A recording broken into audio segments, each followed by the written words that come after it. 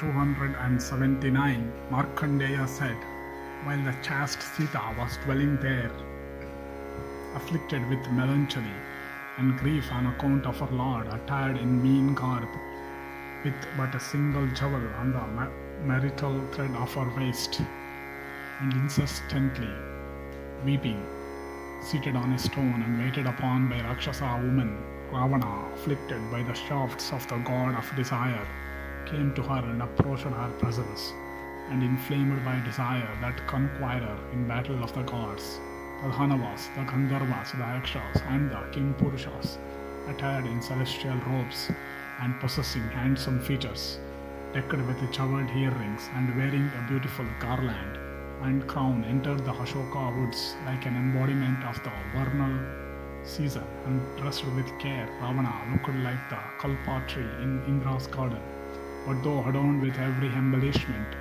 that inspired her only with awe, like a beautified banyan in the midst of a cemetery.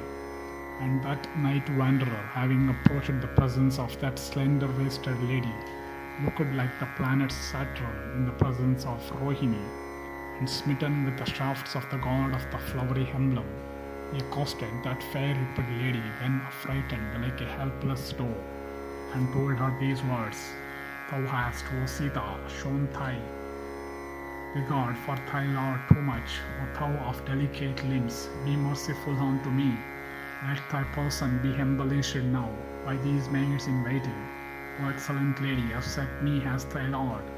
And O thou of the most beautiful complexion, attired in costly robes and ornaments, take thou the first place among all the women of my household.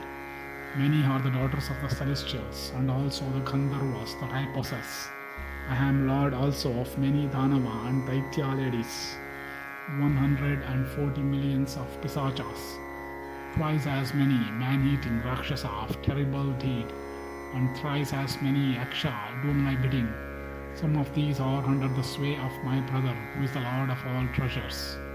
In my drinking hall, O excellent lady of beautiful thighs, Gandharvas and Apsaras wait on me as they do on my brother. I am again the son of that regenerate Rishi, Vishravas himself of high ascetic merit. I am renowned again as the fifth regent of the universe, and O beautiful lady of food and edibles and drinks of the very best kind, I have as much as the Lord himself of the celestials. Let all thy troubles consequent on a life in the woods cease. O thou of fair hips, be my queen as Mandodari herself.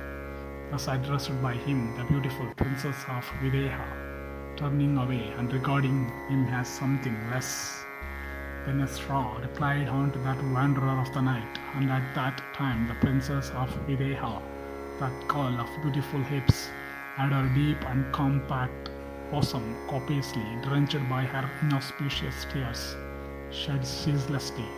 And she, who regarded her husband as her god, answered that mean wretch, saying, by sheer ill luck it is, O king of the Rakshasas, that I am obliged to hear such words of grievous import spoken by thee. Blessed be thou, O Rakshasa, fond of sensual pleasures. Let thy heart be withdrawn from me. I am the wife of another, ever devoted to my husband, and therefore incapable of being possessed by thee. And helpless human being that I am, I cannot be a fit wife for thee. What joy can be thine by using violence towards an unwilling woman? Thy father is a wise Brahmana, born of Brahma, and equal unto the Lord himself of the creation.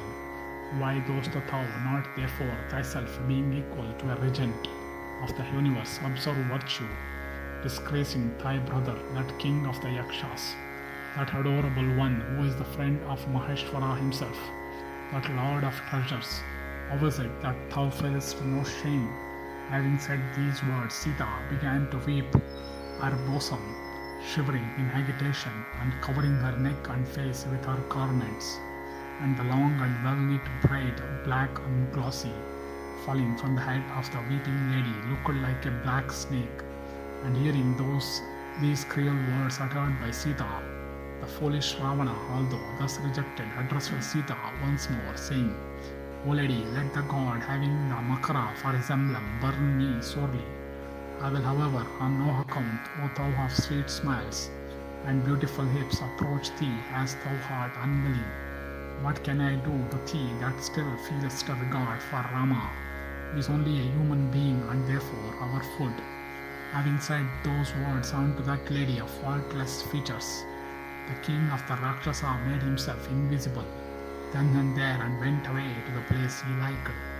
And Sita, surrounded by those Rakshasa women and treated with tenderness by Trijata, continued to dwell there in grief.